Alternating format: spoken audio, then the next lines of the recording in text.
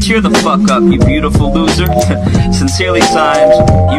Because this is the most terrifying conspiracy theory I've ever talked about on this channel. And that is the theory that the world ended in 2012. Hear me out. We all know Stephen Hawking. There's this particle, and Stephen Hawking made a prediction that once this particle was discovered, the world could end. And sure enough, the particle was discovered in 2012. And a lot of people out there think that the world just seems very different than when it did in 2012 and before. And basically, when the world ended, when this particle was discovered, we were sucked into a different dimension. Which could be an explanation for the Mandela effect, because we're noticing all of these slight differences between this dimension and the one we were in before. I'm still shook over the fact that the Monopoly man never had a monocle, I swear he did. And while this sounds absolutely crazy, it is 2021, so anything could happen. What do you think?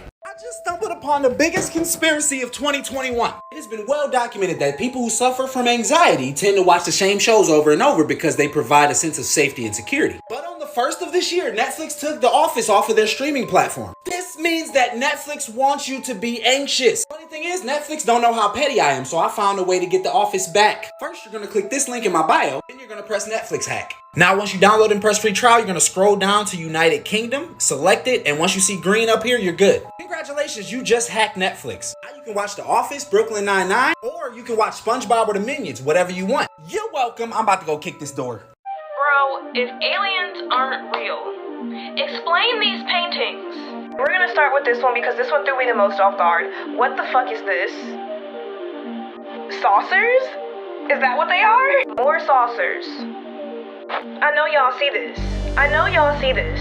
Even if these aren't aliens, you know, why are there so many things in ancient paintings that depict things being in the sky that we've never seen before?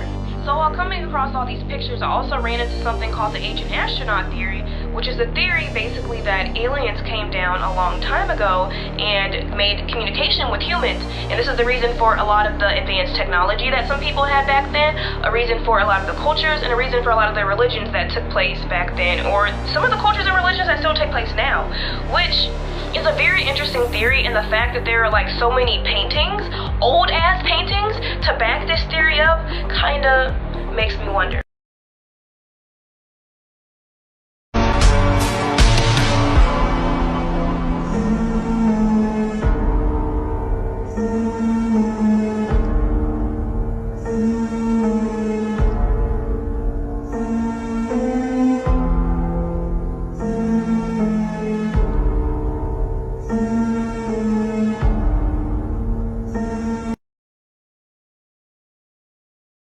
Okay, let's talk about the Denver airport. Not only are there many strange and mysterious murals throughout the whole entire airport, they are all very disturbing and seem particularly apocalyptic. Conspiracy theorists claim that these murals depict a series of massed genocide, followed by a time of peace after the earth has been cleansed, likely referring to the survival of the New World Order. This leads to the theory that the airport was built on top of underground bunkers meant to house the elites in case of a global disaster. Also, what's super sketchy is that no one knows where the funding for the airport came from, but we do know that it came in almost $2 billion over budget.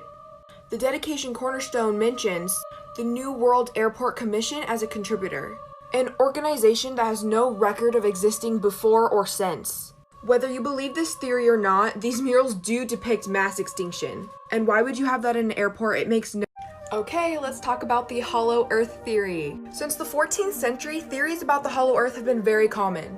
But it wasn't until the 17th century when a scientist by the name of Edmund Halley proposed the theory. He said that the Earth was hollow and it can be accessed through the North and South poles. Now flash forward to 1928. An explorer by the name of Richard Byrd went to explore Antarctica. During his first trip there, he said he found a world within the Earth.